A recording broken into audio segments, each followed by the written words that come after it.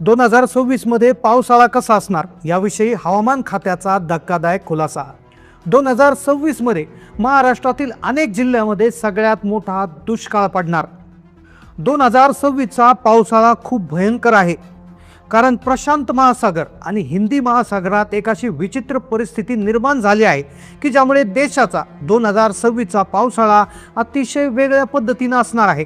हवामान बदलाचा पहिल्यांदाच इतक्या लवकर सुरुवात झालेली पाहायला मिळते, त्यामुळेच भारतीय हवामान खात्याने पहिल्यांदाच इतक्या लवकर ही अंदाज देऊन टाकला आहे। पहा, जे शेतकरी असतील किंवा देशातील सगळे नागरिक असतील तर अशा लोकांना सतर्क राहण्याचा सूचना दिल्या आहे, कारण की एका रात्रीत सगळं बदलणार आहे।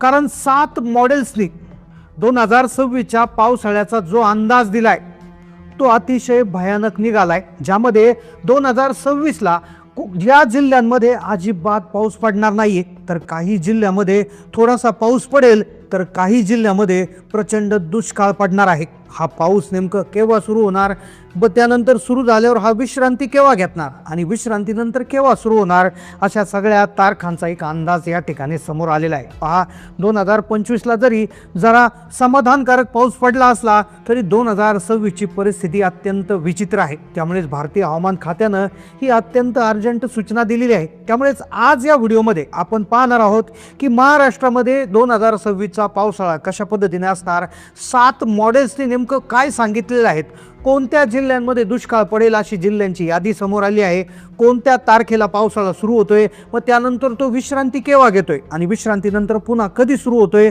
सगळ्या सविस्तर गोष्टींची माहिती तुम्हाला सांगतोय। हा विषय जरी तांत्रिक असला तरी तो तुम्हाला इतक्या सोप्या भाषेत सांगणार की तुम्हाला कोणताही नकाशा न पाहता सगळ्या परिस्थितीचा अंदाज येणार। तर पहा, 2026च्या मान्सून संदर्भात आपण माहिती घेतोय।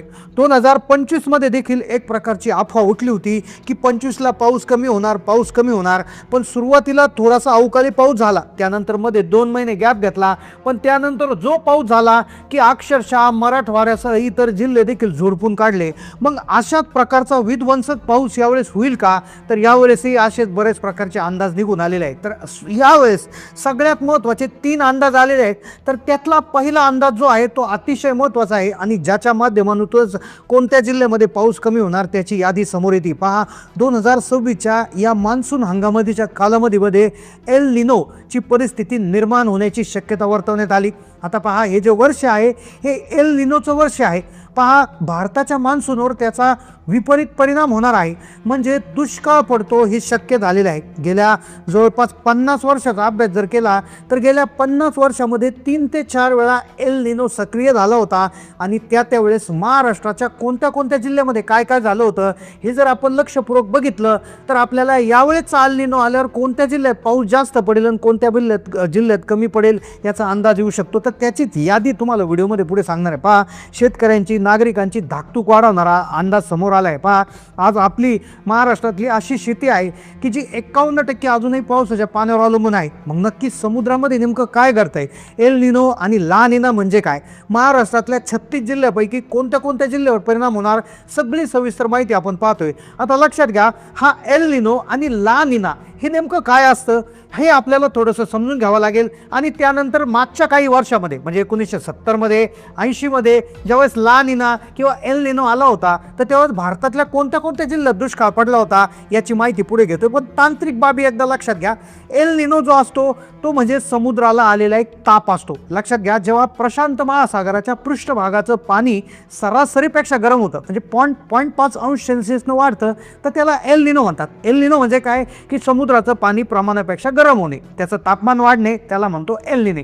आता समुद्राचं पाणी गरम झाल्यामुळे तिथे हवेचा कमी दाबाचा पट्टा तयार होतो, त्यामुळे जे ढग किंवा वारे भारताकडे पाऊस घेऊन येणारे असतात ते वारे आपली दिशा बदलतात किंवा कमकुवत होतात आणि जेव्हा एल निनो येतो तेव्हा भारतात पावसाचं प्रमाण 10 ते 20% कमी होतं किंवा पावसाळ्यात मोठे खंड पडतात, कडक ऊन पडतं आणि दुष्काळ सदृश्य परिस्थिती निर्माण होती। आता अशीच परिस्थिती इतिहासात जेव्हा आली होती तेव्हा कोणत्या जिल्ह्याला फटका बसला होता त्याची यादी पुढे पाहतोय, पण दुसरा जो परिणाम असतो तो ला निना असतो. आता हा ला निना हा एल निनोच्या विरोधी भाग आहे. आता हा मान्सूनचा मित्र म्हटलं जातं. पहा, जेव्हा प्रशांत महासागराच्या पृष्ठभागाचं पाणी सरासरीपेक्षा थंड होतं तेव्हा त्या स्थितीला ला निना म्हणतात. समुद्राचं पाणी थंड झाल्यामुळे मान्सूनचे वारे अत्यंत शक्तिशाली होतात. हे वारे समुद्रावरून मोठ्या प्रमाणात बाष्प घेऊन भारताच्या दिशेनं वेगाने येतात. ला निना वर्षात भारतात सरासरीपेक्षा जास्त पाऊस पडतो आणि 2025 मध्ये जो जोरदार पाऊस व्हायला तर तो या ला निनामुळेच होता. आता एल निनो म्हणजे समुद्राचं पाणी गरम होणं म्हणजे पाऊस कमी पडणं आणि ला निना म्हणजे समुद्राचं पाणी थंड होणे आणि पाऊस भरपूर पडणे असा अर्थ थोडक्यात लक्षात घ्या. आता जागतिक मॉडेल्सने नेमका अंदाज काय सांगितलेले आहेत तर अंदाज आहेत पहा, युरोपियन मॉडेल्स आहेत, अमेरिकेचे 9 मॉडेल्स आहेत. तर यांच्या म्हणण्यानुसार जुलै, ऑगस्ट आणि सप्टेंबर या मुख्य महिन्यातच एल निनो सक्रिय होण्याची शक्यता 48% आहे. म्हणजे याचाच अर्थ पावसाळ्याच्या दुसऱ्या टप्प्यात पावसाचा मोठा खंड पडू शकतो. तर युरोपियन मॉडेलने सांगितलं आहे की मे 2026 पासून प्रशांत महासागराचं तापमान वाढेल. अशा प्रकारचा अंदाज या मॉडेलने 2022लाही दिला होता, 23लाही दिला होता. तो खरा ठरला आहे. म्हणजे मे मध्ये जर तापमान वाढलं तर एल निनो सक्रिय होईल आणि कदाचित मे नंतर म्हणजे जूनमध्ये पाऊस नसणार आहे असंही लक्षात आलं. आता 36 जिल्ह्यापैकी कोणत्या जिल्ह्यावर संभाव्य परिणाम होणार तर याआधी आपल्याला इतिहासामध्ये डोकावून बघावं लागेल. पहा, 1881 ते 2023 या 150 वर्षाच्या काळात अनेकदा एल निनो आला होता. त्यावेळेस काय झालं होतं याची थोडीशी माहिती घेऊयात. आपल्या सगळ्यांना माहिती आहे की 1972चा प्रचंड दुष्काळ हा देशासहित महाराष्ट्राला त्यानं प्रभावित केलं होतं. हा महाराष्ट्राच्या इतिहासाला सगळ्यात भयानक दुष्काळ होता आणि त्यावेळी एल निनो अत्यंत तीव्र होता. लक्षात घ्या, 72चा जो भीषण दुष्काळ, ज्यावेळेस लोकांना प्यायला पाणी सोडा, खाण्यासाठी देखील अन्न नव्हतं, तर अशा वेळी एल निनो सक्रिय होता. 2015-16 तुम्हाला आठवत असेल, लातूरला रेल्वेनं पाणी न्यावं लागलं होतं. तो काळ सुद्धा एल निनोचाच होता. 2023-24 हे वर्ष देखील एल निनोमध्ये सर्वाधिक उष्ण ठरलं होतं. मात्र 1997 साली एल निनो असूनही चांगला पाऊस झाला होता, कारण की त्यावेळी स्थानिक चक्रीवादळाने साथ दिली होती. पण त्यावेळी आपण नशिबावर अवलंबून राहू शकत नाही. जेव्हा पाऊस 10-12% कमी होतो तेव्हा फक्त पाणीच कमी होत नाही तर हवेतील आर्द्रता कमी होते, तापमान वाढतं.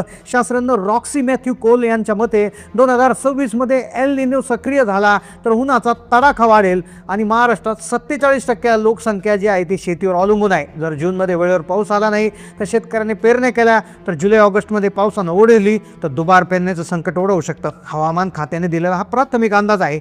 खरी परिस्थिती मे महिन्यानंतर स्पष्ट होईल आणि आपला जो महत्त्वाचा जो अंदाज आहे तर तो हवामान विभाग मेच्या एंडिंगच्या आसपास देत असतं. तर त्याची वाट प्रत्येक शेतकऱ्याला पाहणं गरजेचं आहे. आता शेतकऱ्यांनी पाणी साठवून करणं गरजेचे आहे.